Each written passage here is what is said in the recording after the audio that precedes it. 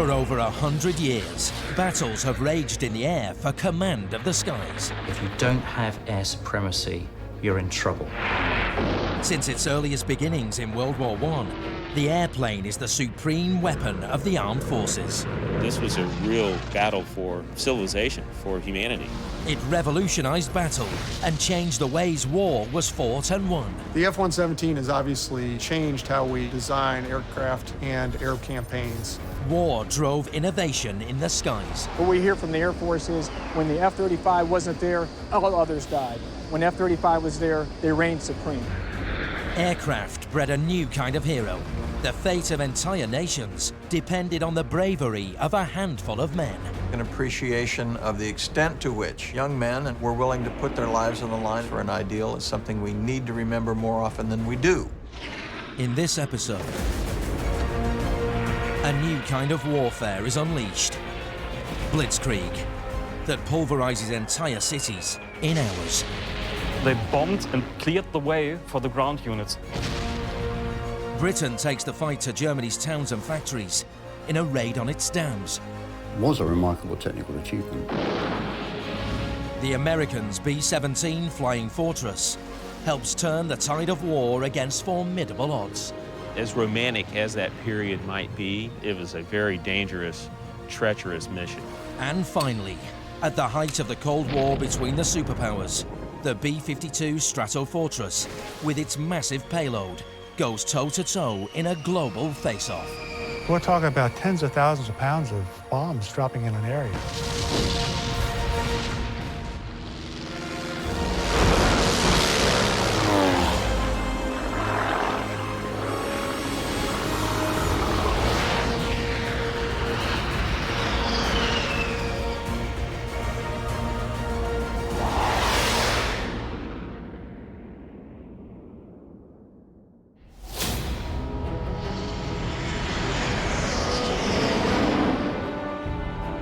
Today, in any battle, bombers like the iconic B-52 are typically in the vanguard of every major military operation and critical to any war-fighting strategy.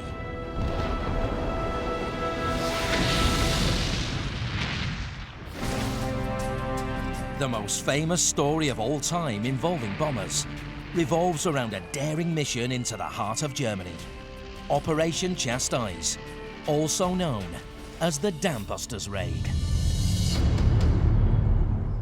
Operation Chastise was an operation to attack the water supply for Ruhr industry in Germany. The intention was to breach the dams, the water would all disappear, and German industry would be brought to a halt for a number of months. The dams were so important because they regulate inland shipping and provided the rivers and canals with enough water for all transports.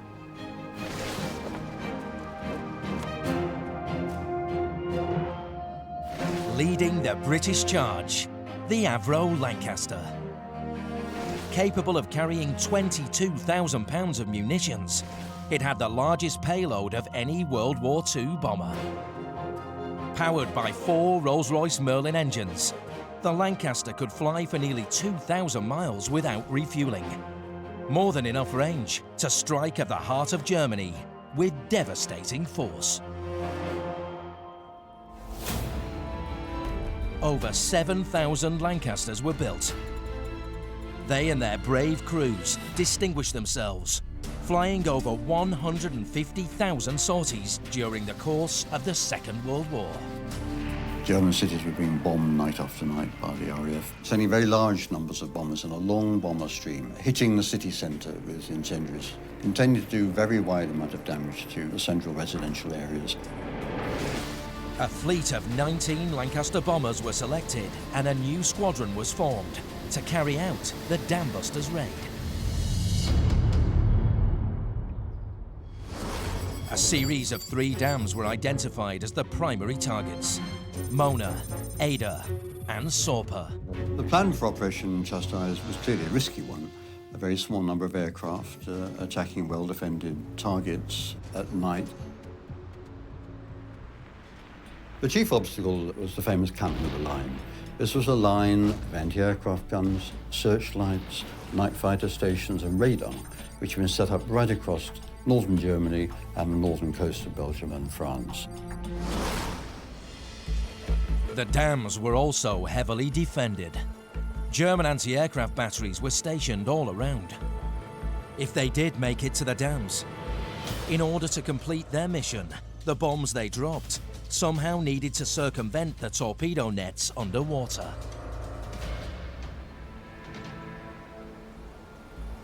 The construction of the dams themselves made them virtually impregnable. The first dam, Mona, was 850 yards long, 120 feet tall, 100 feet thick at the base, and 25 feet at the top, and just for good measure, made of granite masonry. There's no doubt that if they'd attacked the dams with regular bombs from a great height, chances of hitting them were slight. They needed a bomb they could guide and drop at the base of the wall. It would then sink, blow up at depth underwater, and spark a pressure wave that would breach the wall. What they needed, in short, was a smart bomb, and that didn't exist in 1943. The Allies' answer? The bouncing bomb. This ingenious invention was the brainchild of British engineer and explosives expert, Barnes Wallis. Barnes Wallis's bouncing bomb really was an extraordinary invention. I mean, it was a bit like playing ducks and drakes, where you throw a stone on the waves and hope that you'll see it bounce once, twice, 3 times. That's really what the bouncing bomb did. Wallis developed the idea, experimenting by bouncing marbles across a water tub in his back garden. He found that spinning the marble or bomb backwards as it was released was the best way to make it skim or bounce over water. The British now had a bomb that could bounce. But that was just half the battle. To hit the retaining walls and blow the dam wide open, the Lancaster's approach run had to be spot on. The bouncing bomb had to be dropped with extraordinary accuracy. You had to fly in over the water at just the right level and release the bomb at exactly the right moment so that it would bounce a number of times it needed to bounce before it reached the dam. That they practiced this again and again and again. For the bomb to bounce, strike and explode at exactly the right spot, the pilot has to first fly level at precisely 60 feet. No more, no less. To get the exact height, they fixed 2 spotlights to the undercarriage, one on the nose and one at the rear. When the 2 beams aligned and touched the water, they knew they were exactly 60 feet high. The new bomb also required its own aiming device that used triangulation to target the dam. As the plane approaches the twin towers of the dam, the bombardier waits until they're in the crosshair sights. Then the bouncing bomb is released. So all they had to do was keep the beams aligned, fly straight at precisely 232 miles per hour, aim, drop the bouncing bomb, and hope for the best.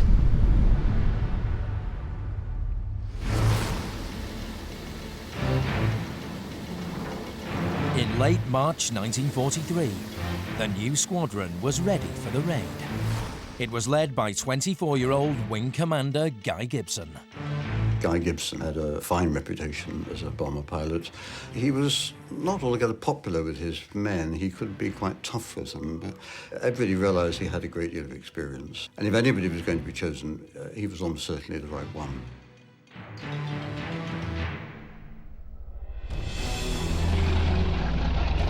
On May the 16th, 1943, Operation Chastise was launched. At 9:28 p.m., the squadron of 19 Lancaster bombers and 133 airmen took off in full moonlight to fulfill their mission. They crossed the coast into Holland and headed towards the Rhine River and Germany's Ruhr Valley. Guy Gibson was flying in the first wave. As Gibson and his young crew approached the dams, they came under fierce fire. at the Möhne dams, where the Germans have strong flag, and this was a difficult problem for the Royal Air Force. The difficult thing for this small unit was it had to get through without being shot down, get to its target, and make its way back.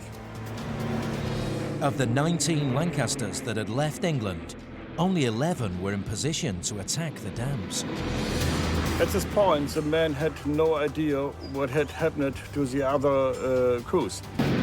At 12:28 a.m., Gibson commits his crew to the final bomb run on Möhne Dam.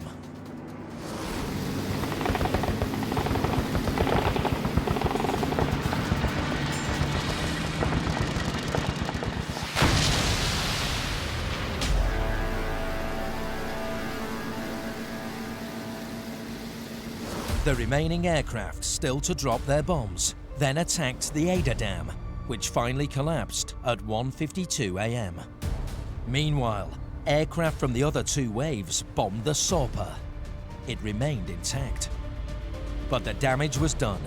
2 out of 3 dams had been breached, and 330 million tons of water was unleashed, causing flooding for about 50 miles across the Ruhr Valley.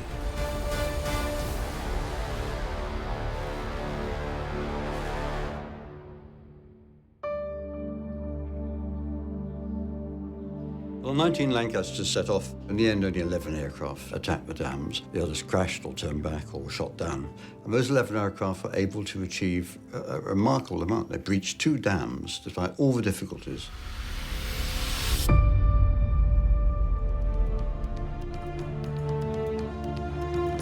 Of the 133 aircrew that took part, 3 became prisoners of war, and 53 men were killed. Considering the many odds that 617 Squadron faced, actually getting there, dropping the bomb in the right place, breaching those 2 dams was a remarkable technical achievement.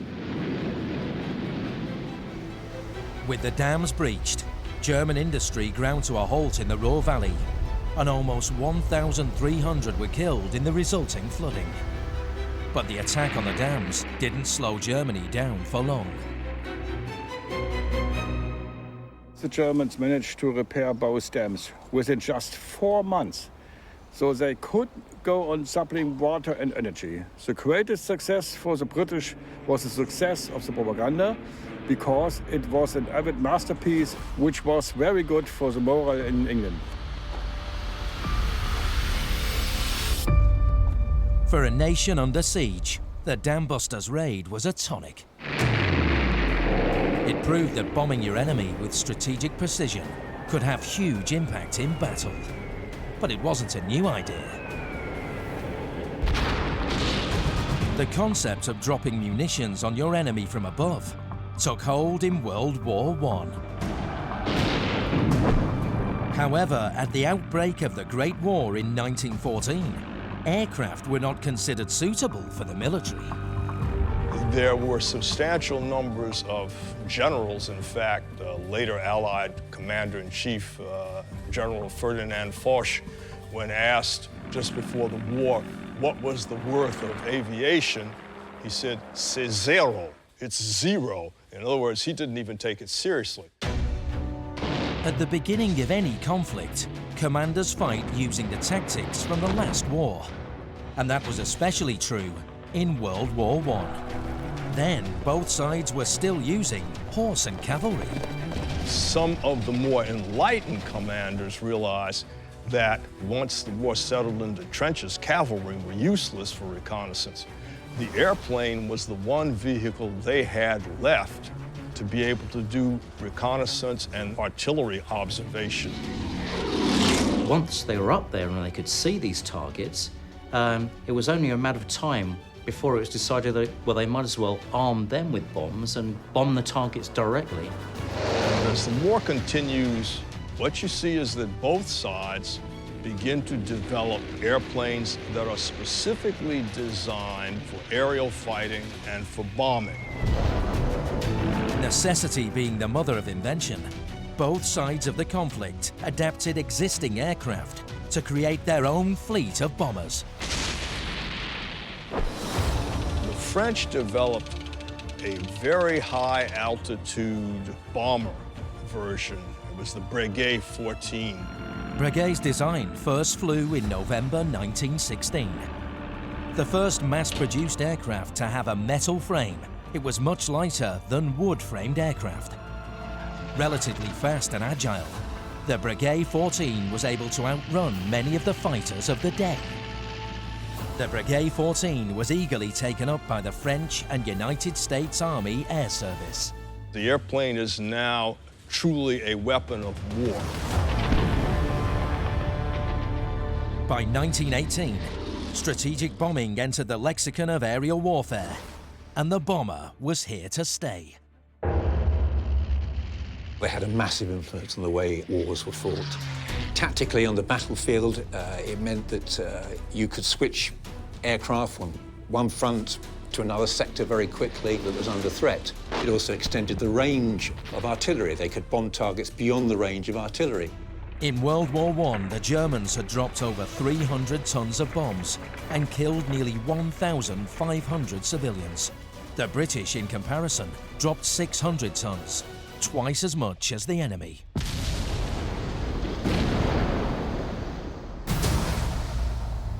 Signed in 1919, the Treaty of Versailles ended World War I and was meant to ensure peace in Europe.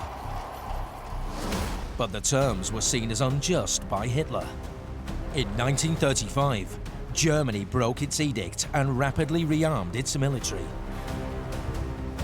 The way wars were fought was about to change dramatically, with the invention of a new type of bomber that allowed Germany to create new battle tactics to match. The Junkers Ju-87, also known as the Stuka.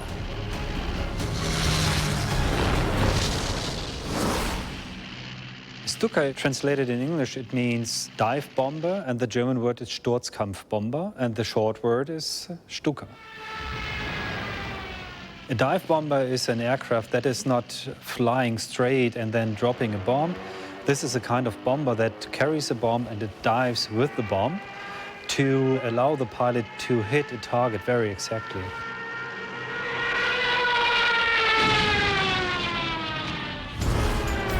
It was its extraordinary dive capabilities that made the Stuka a unique threat in the combat zone. At its optimum cruising altitude of 15,000 feet, the pilot located his target through a bomb sight window on the cockpit floor.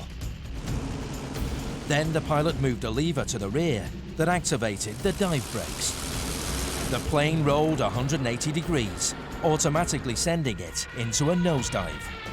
At a 60 to 90 degree angle, the pilot kept the Stuka at a constant speed between 310 and 375 miles per hour. Then, at the right moment, the bomb was released. Stukas were not only deadly, hard to shoot down, and laden with bombs. They trumpeted their presence with a spine-chilling scream. This aircraft was equipped with a siren called the Jericho trumpet. This equipment had absolutely no military use. It was only made for terror reasons.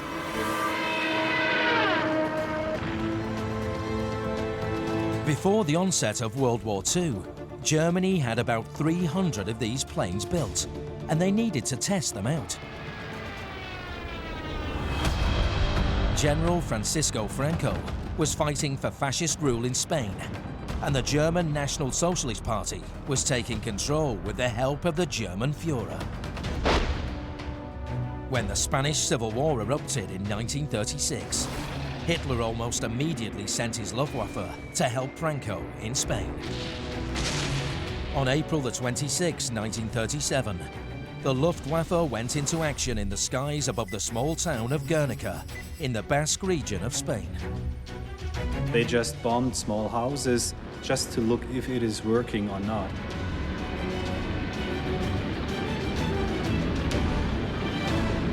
Spearheaded by German bombers, the relentless campaign over the small Spanish town of Guernica lasted 3 hours.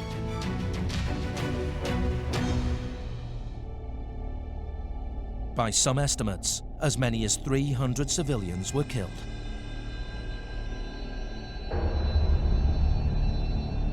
The Luftwaffe left nothing in their wake. The town was reduced to rubble. For the man in charge of the Air Force, German World War I flying ace Hermann Goering, Spain was proof at the dawn of World War II that the Luftwaffe was ready to rule the battlefield. The Air Force was just built for one purpose only. It was a huge attack force.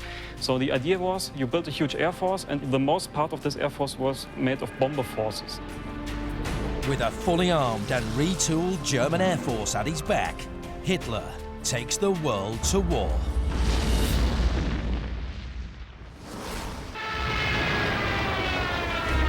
Emboldened by their success bombing small towns in the Spanish Civil War, on September 1st, 1939, the Germans invade Poland. The Second World War had begun. Adding to the lessons learnt in the Spanish Civil War, the Germans employ a deadly new tactic that has the Air Force and the ground troops acting in unison: the Blitzkrieg. The idea of Blitzkrieg is that it is a strategy of overrunning a nation and its army in a very short time with very maneuverable moving ground troops and a very agile Air Force supporting the ground troops. It was very much a case of bombers punching a hole in the enemy's defences, saturation bombing past the enemy's lines. Blitzkrieg, which means lightning war in German, featured a large concentration of offensive weapons along a narrow front. The forces would then drive a breach in the enemy's defences, causing shock, panic, and chaos. The Stuka was part of the Blitzkrieg. It was a symbol for it, and it's destroying targets which are just hard to fight for the ground troops.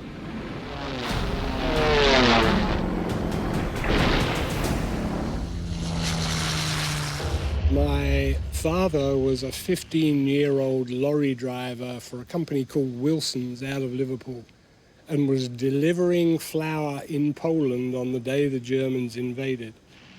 A Stuka dive bomber blew the back of his truck off. Between 1939 and 1941, the Germans swept through Europe, taking Poland, Norway, and France. In the face of the Stuka's relentless bombing, country after country fell to German control. The Germans were very, very happy, and they were also very proud, and they thought, nobody can hit us, and nobody can fight against us, nobody can win against us.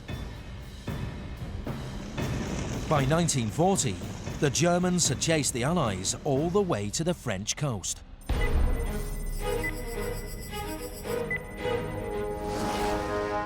On the 24th of May 1940, Adolf Hitler ordered the Luftwaffe to stop the escape of the British at Dunkirk at all costs.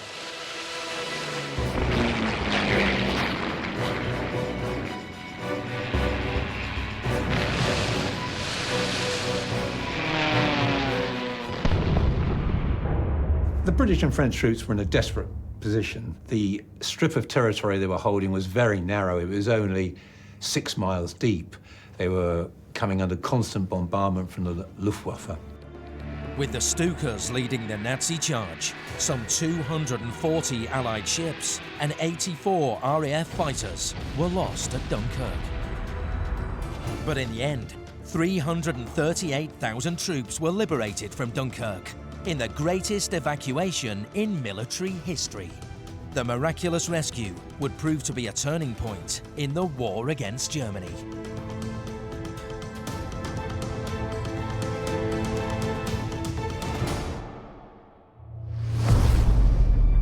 But why Hitler ordered his troops to halt when he had a chance to wipe out almost the entire British army is a mystery. Among historians, we came to the conclusion that Hitler never really wanted a great war with Great Britain. Hitler's main enemy right at 1940 was not Great Britain and it was not America, it was the Soviet Union, and he wanted to get into a war with the Soviet Union. But you couldn't fight against the Soviet Union and Great Britain at the same time. Hitler's hesitation would cost him dearly. In the wake of Dunkirk, Great Britain's ally, the United States, rapidly mobilized and brought to the front a new bomber, the B-52 Flying Fortress. Top speed 287 miles per hour and a range of 2,000 miles.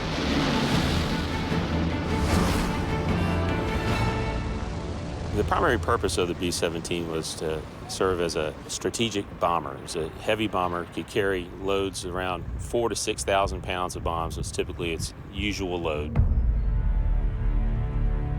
The B-17 was the mainstay in the heavy bombardment campaign over Europe, and it carried more bombs, more missions and all that.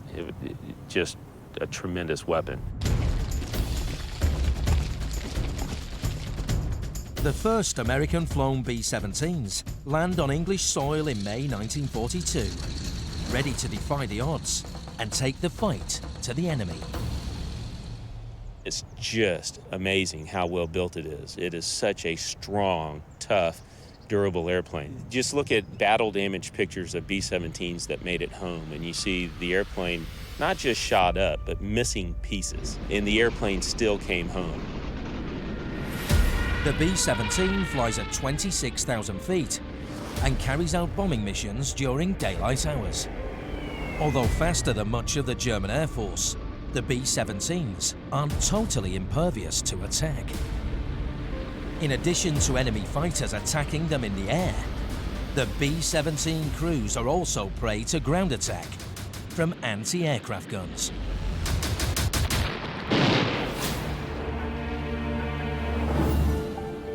As romantic as that period might be, with the flyboys and everything else, all the aviators flying, going off to combat in the airplanes, I think all the romance of it left when the gear came up after takeoff, because it was a very dangerous, treacherous mission.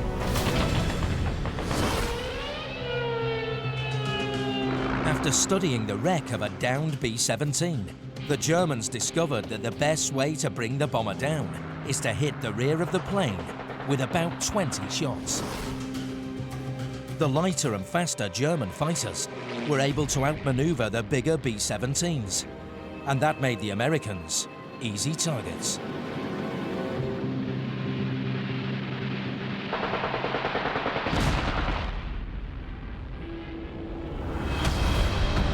Having to maintain a constant height and stay in a straight line, the B-17s were at their most exposed on a bomb run.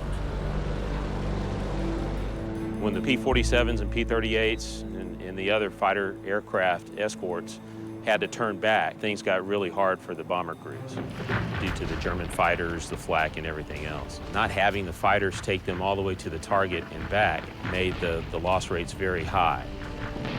It's almost up to 30%.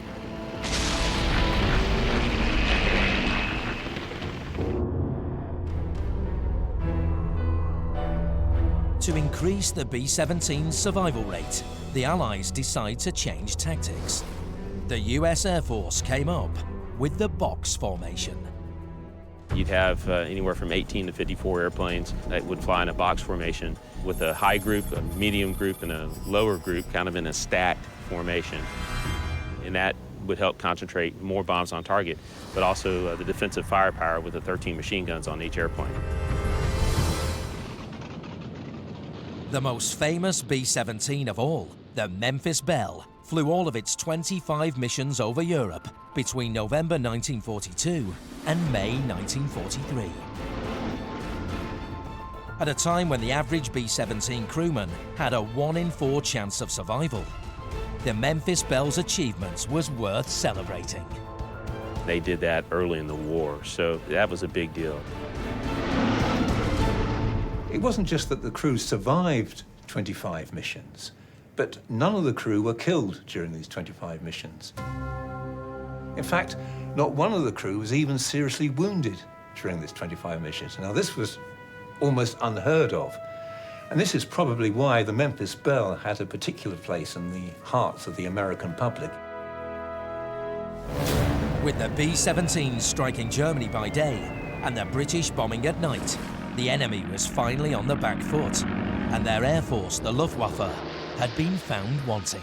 Well, the main problem of the Luftwaffe, I think, in the Second World War was that it was built as a tactical weapon. It was built to support the ground troops in attacking a nation like Poland and France, but it was never built for a strategical air war. For a strategical air war, you have to have big bombers, 4-engine bombers, with thousands of kilometers they could fly, and the Luftwaffe didn't have these bombers.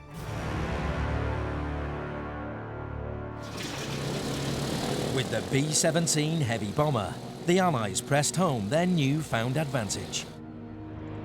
In October 1943, Operation Point Blank is launched, a mission to strike deep into the heart of Germany. They were going after a lot of the manufacturing targets in Schweinfurt with the ball bearing plants and all the other material manufacturing plants that they had in that area. It was a mission fairly deep into German territory. By targeting Germany's critical infrastructure, the Allies and their bombers aimed to drive the enemy further and further away from British shores and ultimately win the war. This was a real battle for civilization, for humanity. It wasn't just against an enemy, it was to save the world. With Allied bombers strategically striking the German heartland in Operation Point Blank with seeming impunity in 1943, Hitler came up with a last desperate attempt to win the war. Called the America Plan, it required the construction of a German long-range bomber capable of striking mainland USA.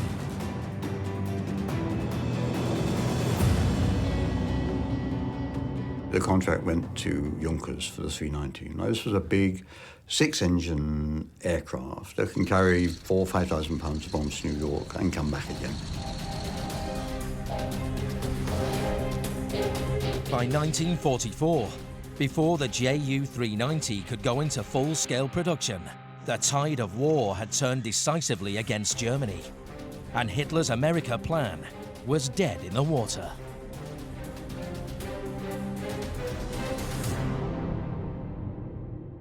This is a red alert.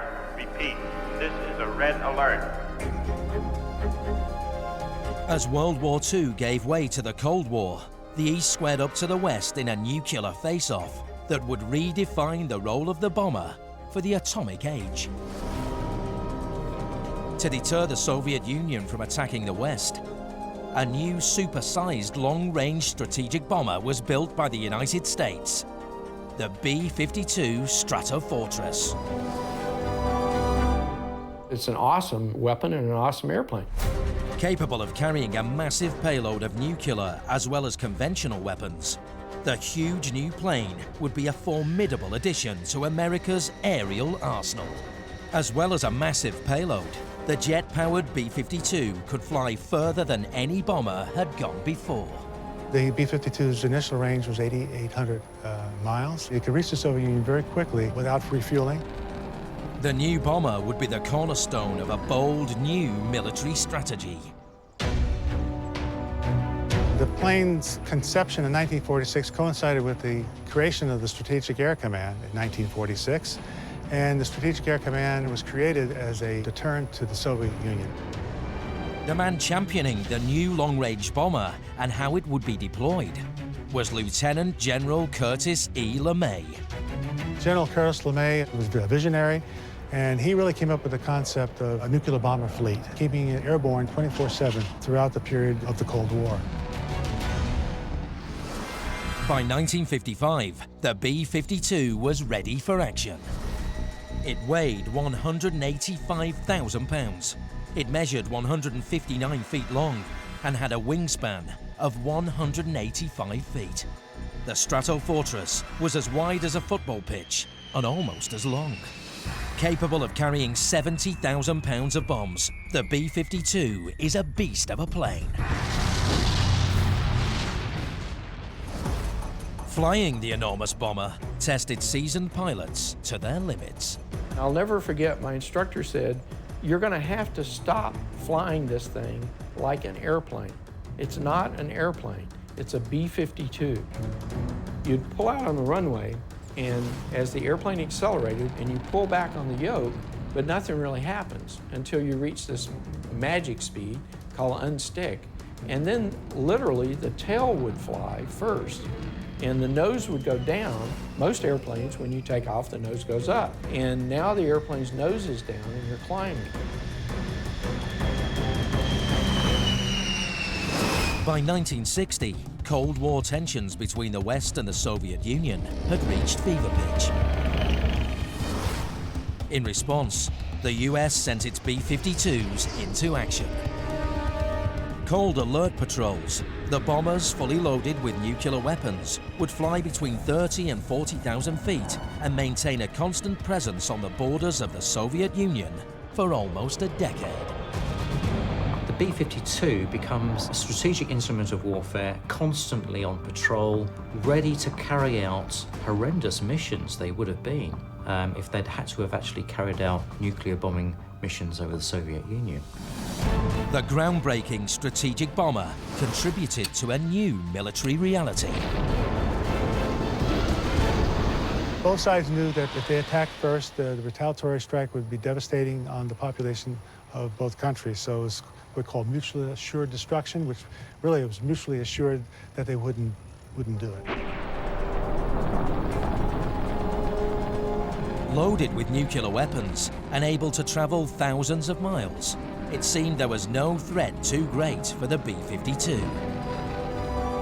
All that was about to change, though. A new type of warfare was on the horizon: guerrilla warfare. As the tactics of war changed in the Vietnam theater, so too did the role of the B-52. We were doing low-level bomb runs at 500 feet. So you're taking an airplane that was designed to fly high, and you're flying it very low and very fast in turbulent air and thermals, and it would beat you up severely while you're that low. In June 1965, 30 B-52 bombers headed for a communist stronghold near the Ben Cat district of South Vietnam. Instead of exclusively carrying nuclear weapons as a Cold War deterrent, B-52s were now deployed with conventional weapons and tasked with providing close air support to ground troops. Operation Arclight was underway. Yeah, in Vietnam, that was really the first large-scale use of the B-52. They were used in strategic bombing. They would attack enemy troop concentrations and also supply areas of the enemy. But they really supported the ground troops of the United States to give them more maneuverability. During the Vietnam War, it was almost harking back to the kind of strategic carpet bombing of the Second World War, in that we weren't talking about any kind of notion of striking precise targets, but actually really instilling shock and awe on the ground and just pulverizing the landscape, really. Flying low meant that the B-52s were vulnerable to enemy missiles. Tropical humidity and turbulent airstreams at low altitudes could also seriously undermine the structural integrity of the big aircraft, as Tim and his crew discovered. One morning we took off and we're climbing out, and I think we were at 28,000 feet, and the airplane started shaking violently. I could not read the instruments because the vibration was so intense, everything was blurring. I thought the airplane was coming apart. We rolled the airplane and we broke formation, and we told the flight that we were having a flight control problem, and we returned to base. What Tim Plunkett and his crew didn't know was that a small connecting rod between two trim tabs on one of the wings had rusted and broken away. It was enough to cause the entire wing to vibrate and in turn destabilize the whole plane. Fully loaded with fuel, landing was not an option. We didn't know if we would be able to land the airplane, and we didn't know what was going to happen.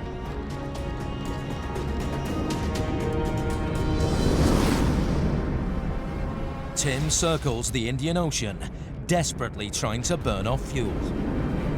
Throughout this whole time, we're just waiting for the airplane to flip over or fall out of the sky. Having burned off enough fuel, Tim decides he's light enough to attempt a landing. Even though the B-52 has shed almost all its fuel, the heavy bomber lives up to its name. It still weighs over 80 tons. What's more, Tim doesn't yet know what damage his plane has sustained, and that means he can't be certain that he can land it safely.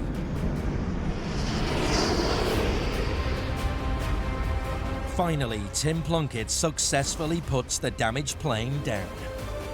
Everyone was safe, and the B-52 was still in one piece. We made it back alive, and we all went to the bar and had a lot of beer. But that was pretty scary. The B-52 continued to fly Arc-like missions, providing close air support to ground operations throughout the Vietnam War. But their low-level bombing role came at a price. We had a lot of losses in B-52s. During Arc-Light, many of the airplanes took missiles through the wings and blew holes through the wings. In all, some 31 B-52s were lost in Vietnam, 18 from hostile fire and 13 from technical malfunctions. But their sacrifice was not in vain. Really, the credit goes to the Air Force and the B-52 for providing that air superiority to support the ground troops and save a lot of lives. The Vietnam War, perhaps more than any other conflict, really exposed the limitations of trying to conduct a war predominantly from the air, in that without occupying the territory and simply bombing from the air, the objectives simply aren't going to be met when you're fighting a guerrilla force. In January 1973, President Richard M. Nixon called for a cessation of all hostilities that eventually led to the end of the Vietnam conflict.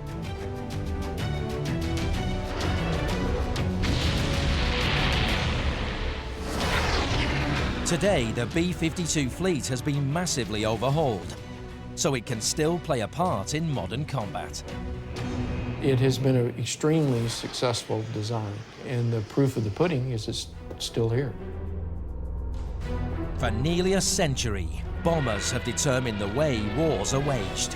From the early aircraft of World War I to the heroes of World War II, including the Dambusters and the iconic B-17s, to the B-52 Stratofortress that held the line in the Cold War, bombers have evolved to play a vital role in all the major conflicts of the 20th century.